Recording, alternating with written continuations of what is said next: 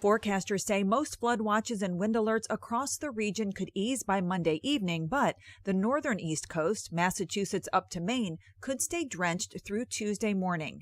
This also means air travel delays. At one point Monday, more than 2,500 flights were delayed or canceled in the U.S. It was around this time last year that bad weather touched off a massive 10-day scheduling meltdown at Southwest Airlines. Let me be clear, we messed up.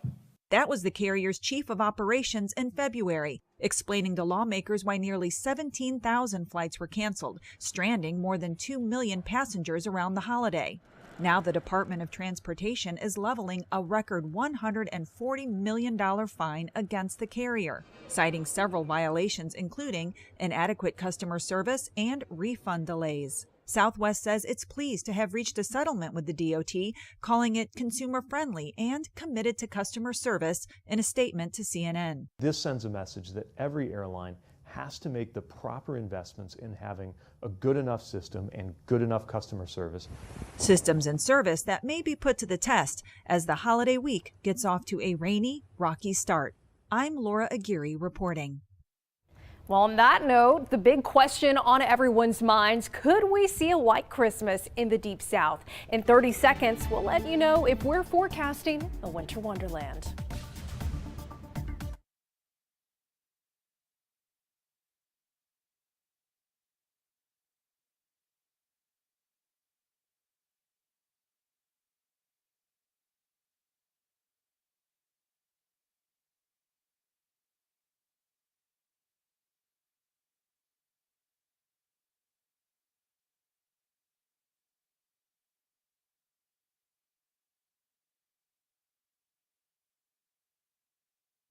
Welcome back to First Alert Weather Extra. Well, it's fun to dream of a white Christmas, but it's not a common occurrence down here in the South. Still, though, it has happened in the past. Meteorologist J.P. Dice is here to break down the chances we could see snow on Christmas this year.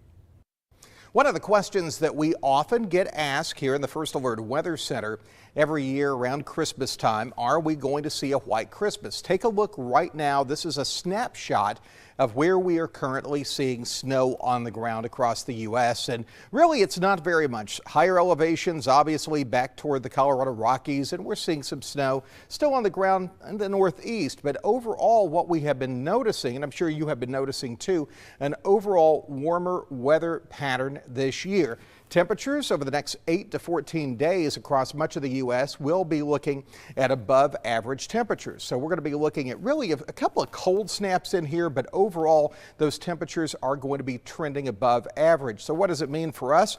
Right now, I'm going to put the chance of a white Christmas at 0% this year. Historically, it's less than 10%, so it's not very high at all across central Alabama. Last time we had some measurable snowfall on Christmas Day, that was back in 2010. Wes Wyatt happened to be on duty on that day. That's right, JP. Never will forget it. Christmas morning right here in the Weather Center, and we were talking about snow falling across Alabama. And this is actually the map from 2010 when we had snow on Christmas Day in Alabama. This is from the National Weather Service, and you can see the observations here around the Birmingham area. We had places with up to an inch of snow, but to the north and east, you get into parts of Cherokee County, there was 2 to 3 inches of snow. So it has happened, and it can happen across our area. I remember back in the 80s, we actually had some Christmas Eves where we had a few snow flurries that popped up around here. But this season, right now, as JP noted, it looks like we're going to have temperatures a little too warm to support snow. But winter arrives on Thursday. So as far as the cold weather, we're just getting started. We have a long ways to go. Yeah, that's right, Wes. Well, the official start to winter is still a few days away, but some places are much warmer than what's normal for this time of the year. That includes parts of Minnesota, where the temperatures are putting ice skating on a partial hold in Minnesota.